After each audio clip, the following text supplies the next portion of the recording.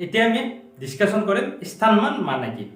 এতিয়া আমি নামটোৰ পৰা গম পাওঁ যে কি সুধিছে যে স্থান মানে আমি প্ৰথমতে হলো স্থানবোৰৰ মান, স্থানবোৰৰ মান কিমান, মানে স্থানবোৰৰ কিবা মান আছে সেইটো ওলাব দিছে।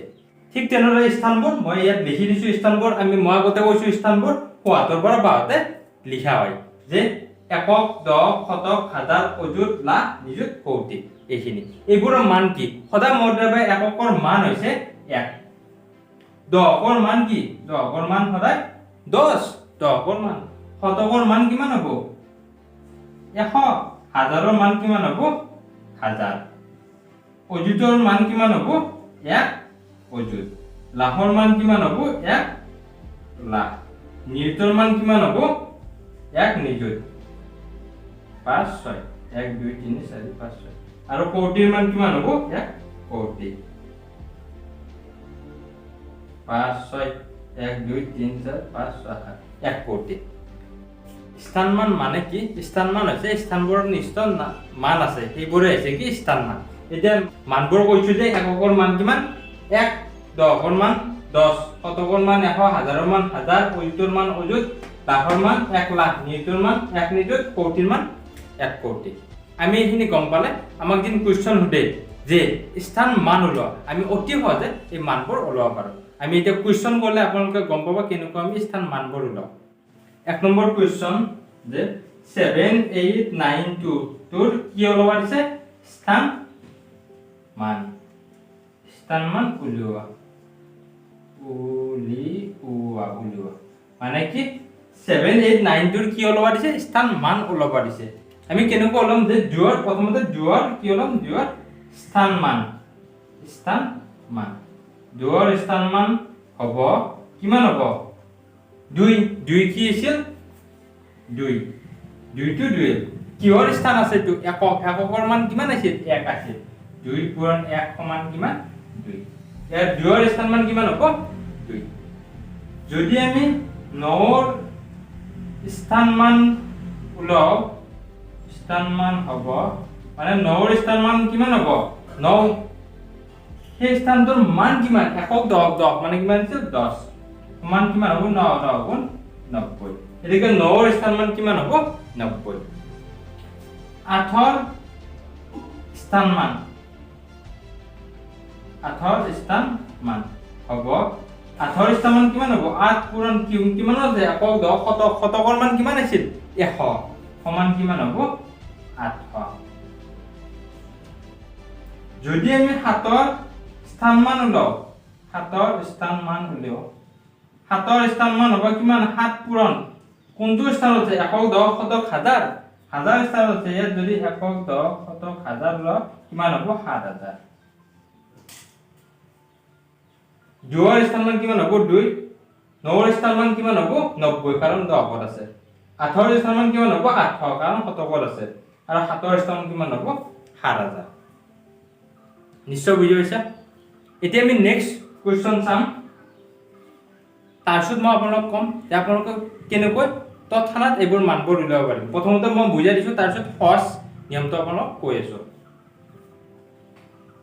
যদি আমাক ইয়াত ওলাব দে 8 7 2 4 2 4 1 আমাক যে উলিয়াব দে এইখিনি মুছি দিছো কাৰণ এইখিনি লিখিব লাগিব, সেইকাৰণে মই মুছি দিয়া নাই। মানে কি আমাক 8 7 2 4 1ৰ কি ওলাব দিছে? স্থান মান ওলাব দিছে। আমি কিমান লম? প্ৰথমতে 1ৰ স্থান মান লম। 1ৰ স্থান মান কিমান হ'ব? 1 পূৰণ কি হ'ব? কিমানত আছে? এককত ঘৰত আছে মানে 1 1 গুণ 1। আমি যেন 4ৰ স্থান মান ওলাব দে। স্থান মান কিমান হ'ব? 4 পূৰণ কিমানত আছে? একক 10 কত আছে? 10 কত কিমান হ'ব? 10 মান 4 10 গুণ 40। 4ৰ স্থান মান কিমান হ'ব? 40। আমি যেন জোৰ লওঁ, জোৰ স্থান মান কিমান হ'ব? 2 পূৰণ কিমান ঘৰত আছে? একক 10 শতক। শতকৰ ঘৰত আছে কিমান হ'ব? 100 কিমান হ'ব? 200। আমি 7ৰ স্থান মান কিমান হ'ব? 7 পূৰণ কি? একক 10 শতক হাজাৰ পূৰণ 1000 কিমান হ'ব? 7000। আৰু এটা আছে 8ৰ স্থান মান লোৱা হৈছে। 8ৰ স্থান মান হ'ব 8ৰ স্থান মান কিমান হ'ব?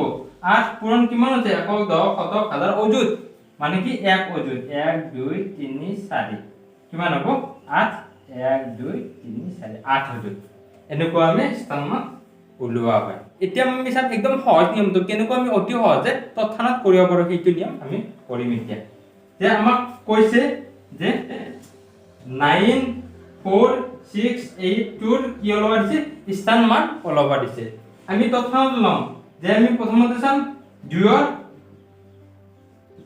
স্থান মান 2 ৰ স্থান মান 2 ৰ স্থান মান চালে চাবা যে পিছত কেইটা সংখ্যা আছে 2 ৰ পিছত কেইটা আছে সংখ্যা আছে এটাও নাই মানে কি হ'ব 2 হ'ব তাৰপিছত চাবা 8 8ৰ স্থান মান মানে কি 8ৰ স্থান মান 8ৰ পিছত কেইটা আছে সংখ্যা এটা আছে মানে কি যেইটা অংক ৰাখে সেইটা কি দিবা শূন্য বহাই দিবা 8 ৰ এখানে কেইটা আছে এটা শূন্য বহাই দিবা বুজি পাইছা যে 6ৰ স্থান মান আমাক কি ওলাব দিছে 6ৰ স্থান মান 6ৰ স্থান 6ৰ পিছত কেইটা আছে দুটা অংক আছে কিমান হ'ব 6ৰ পিছত দুইটা অংক বহাই দিবা মানে 600 আমি 4 ৰ কি ওলাব দিছে 4 ৰ স্থান মান 4 ৰ স্থান মান কি হ'ব 4 ৰ পিছত কেইটা আছে তিনটা আছে তিনিটা শূন্য বহাই দিবা আমি যে 9 ৰ স্থান মান লও 9 ৰ স্থান মান কিমান হ'ব 9 ৰ পিছত কেইটা আছে 1 2 3 4 চাৰিটা শূন্য বহাই দিবা মানে কি অংকটোৰ পিছত কেইটা অংক আছে 2 ৰ পিছত কেইটা আছে এটাও নাই মানে কি 2 হ'ব 8 ৰ পিছত কেইটা অংক আছে এটা আছে মানে এটা শূন্য হ'ব 6 ৰ পিছত কেইটা আছে দুটা অংক আছে মানে কি দুটা শূন্য হ'ব 4 ৰ পিছত তিনিটা অংক আছে মানে তিনিটা শূন্য আৰু 9 ৰ পিছত চাৰিটা অংক আছে মানে চাৰিটা শূন্য হ'ব একদম সহজ কেইটা অংক আছে চাই লবা সেইটা শূন্য বহাই দিবা উত্তৰ হৈ গ'ল আমি আৰু এটা উদাহৰণ চাওঁ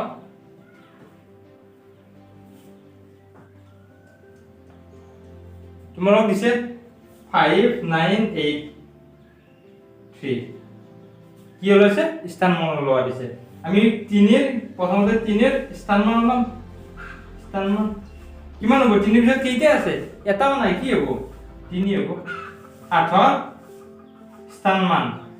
ৰ স্থান মান কি হ'ব 8 ৰ পিছত কেইটা আছে এটা থাকিলে কি হ'ব এটা শূন্য হ'ব 9 ৰ স্থান মান 9 ৰ পিছত কেইটা আছে 9 ৰ পিছত দুটা আছে কেইটা হ'ব দুটা 9 ৰ পিছত কেইটা আছে দুটা শূন্য হ'ব 900 আৰু 5 ৰ স্থান মান